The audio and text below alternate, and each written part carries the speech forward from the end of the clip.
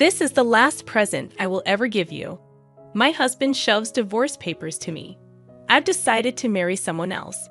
So thank you for being a cash dispenser until now. The guy I have been with for so many years turns out to be a horrible person. This is a story of my revenge.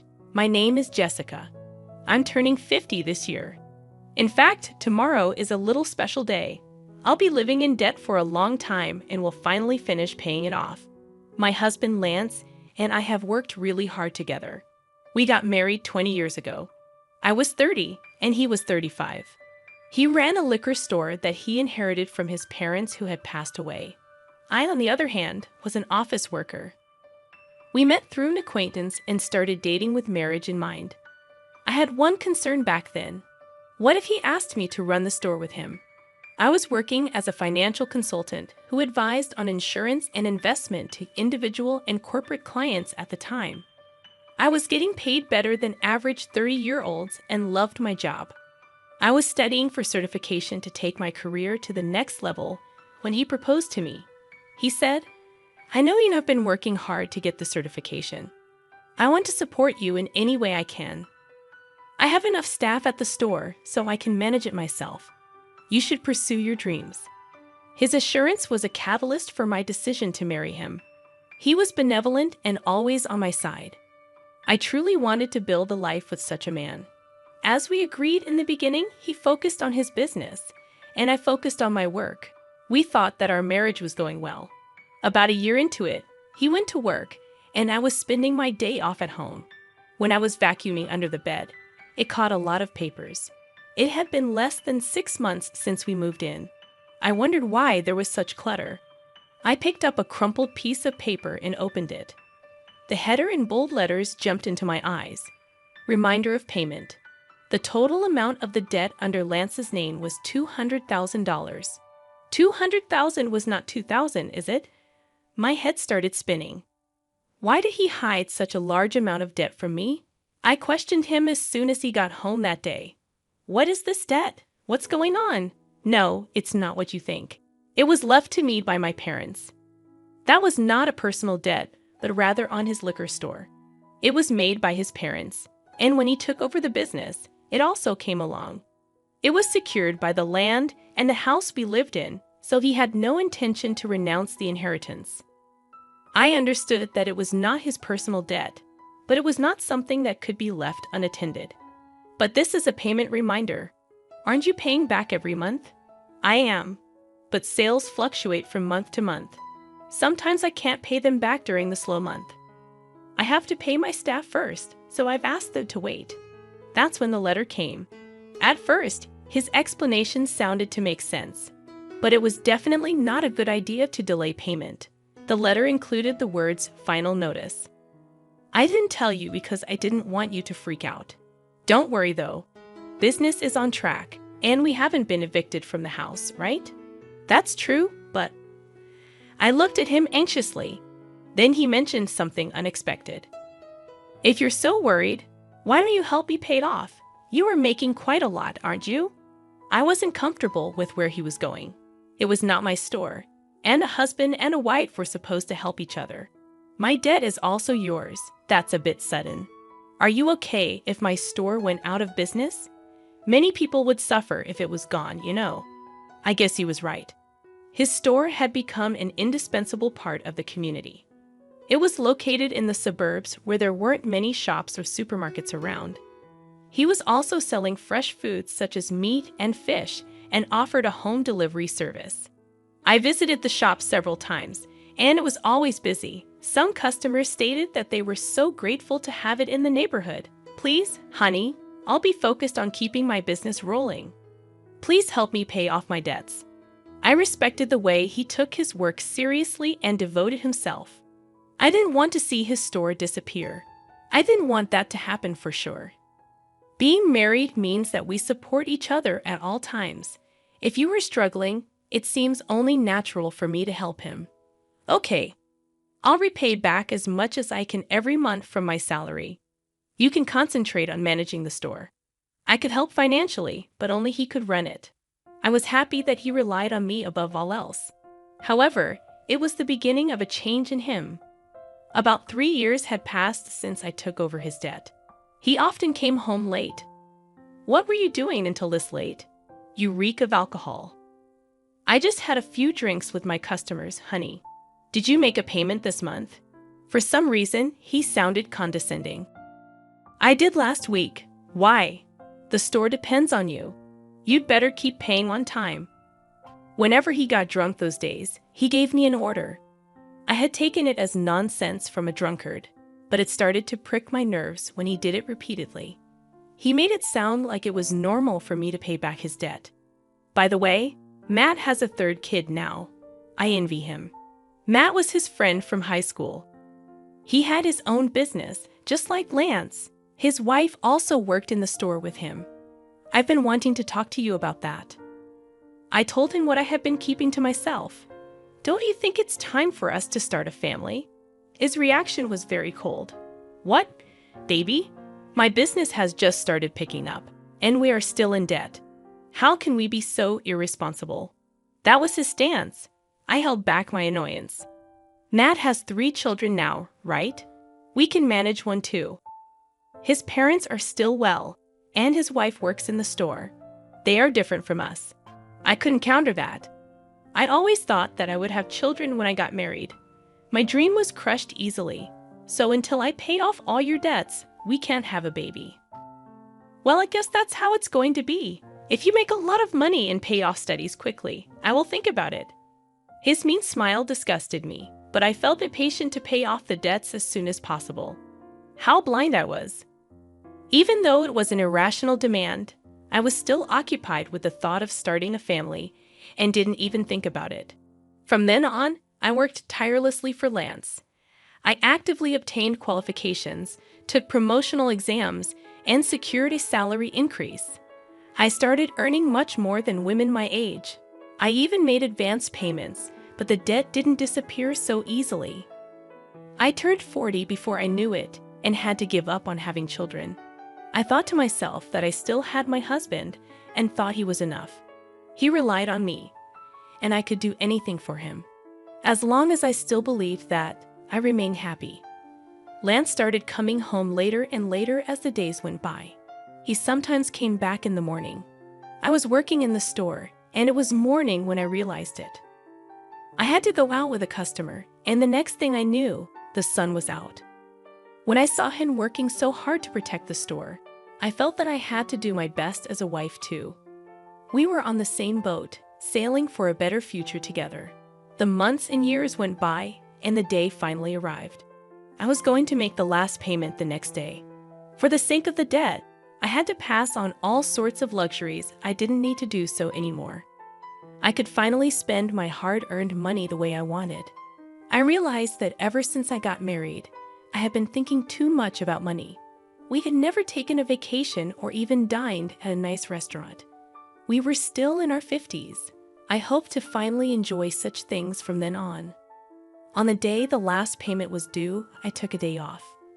I prepared a more opulent dinner than usual, complete with a bottle of wine and Lance's favorite chocolate cake, intending to celebrate a debt-free life together. When he returned from work, I laid everything out on the table, remarking, "Finally, it feels like it's been a long time."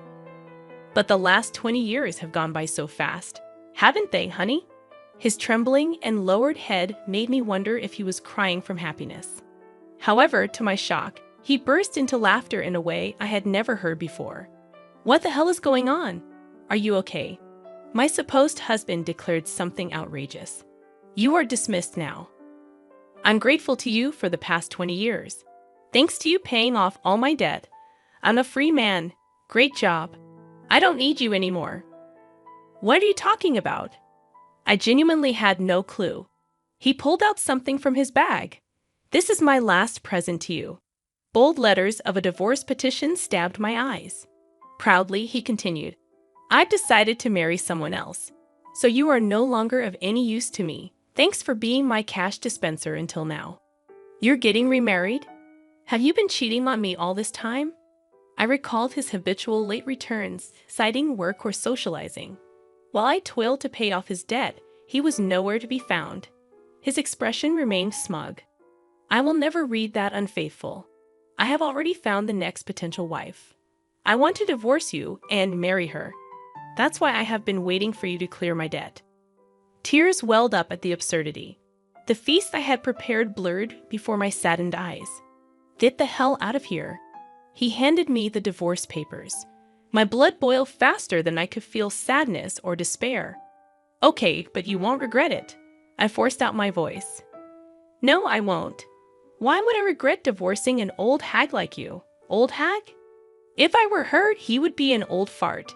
Did he think he was still young? His misconception was so ridiculous that I regained composure and accepted the divorce papers. "I'm going to take this with me for now, and I'll be in touch." I packed my belongings and left the house. How could my 20 years of marriage come to such an easy end? Finally alone, I shed tears of emptiness and frustration. Later, I asked my attorney for a divorce agreement, sending it to Lance. I also requested a background report on his bride-to-be. Shortly after, he called me. "Hey Jessica, what the hell is this document?" He sounded furious. I could imagine his face turning bright red even over the phone. Contrasting his fury, I remained calm. "That is a divorce agreement." "What about it?" "I know what it is. What I'm talking about is this loan agreement. Why do I have to pay you back?" He sounded distraught, yelling, "This is crazy. This is not right."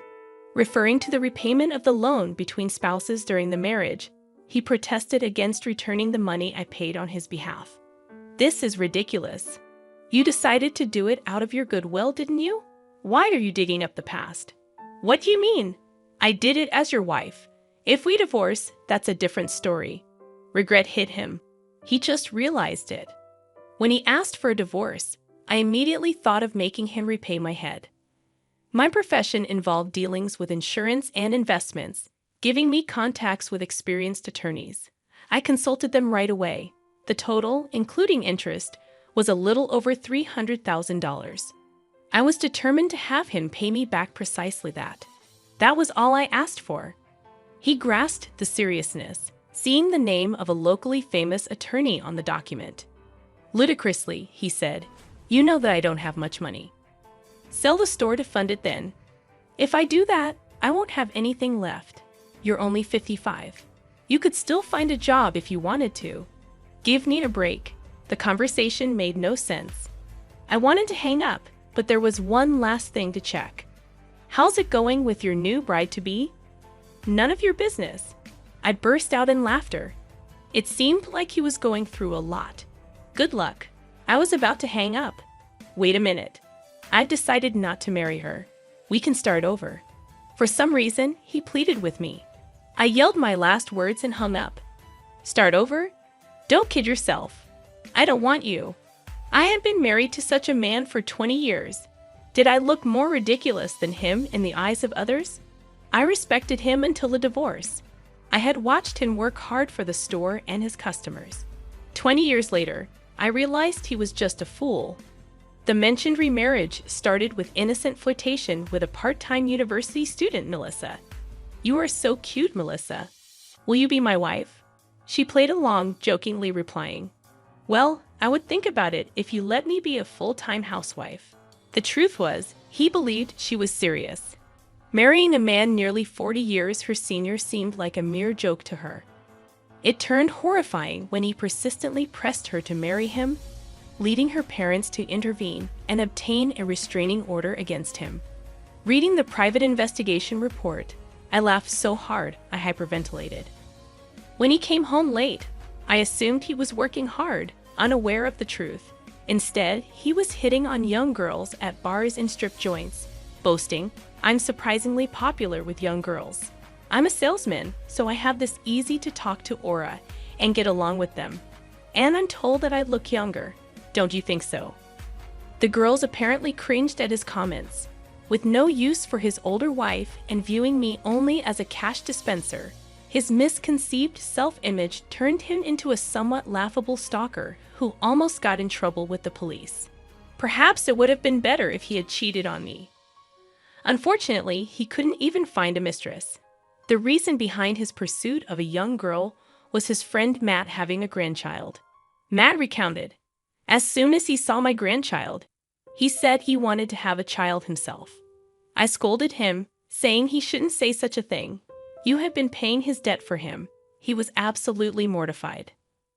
"I'm glad I didn't spend my golden years with that man," I muttered.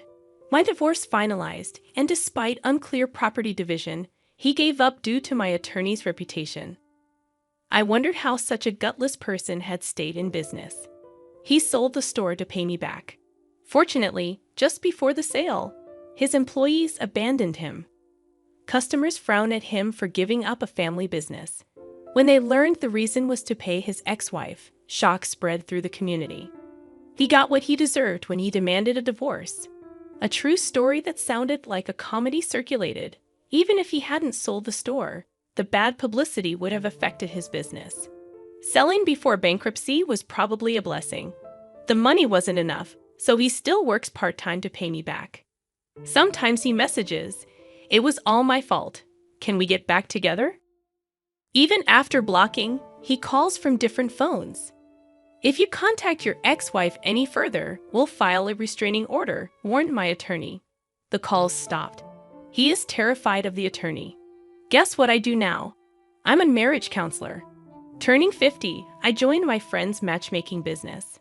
I quit my previous job, helping singles find a match, offering advice on finances, insurance, etc. Couples appreciating frank discussions from the beginning increased our membership. Having been through a lot, I don't want them to make the same mistakes I did.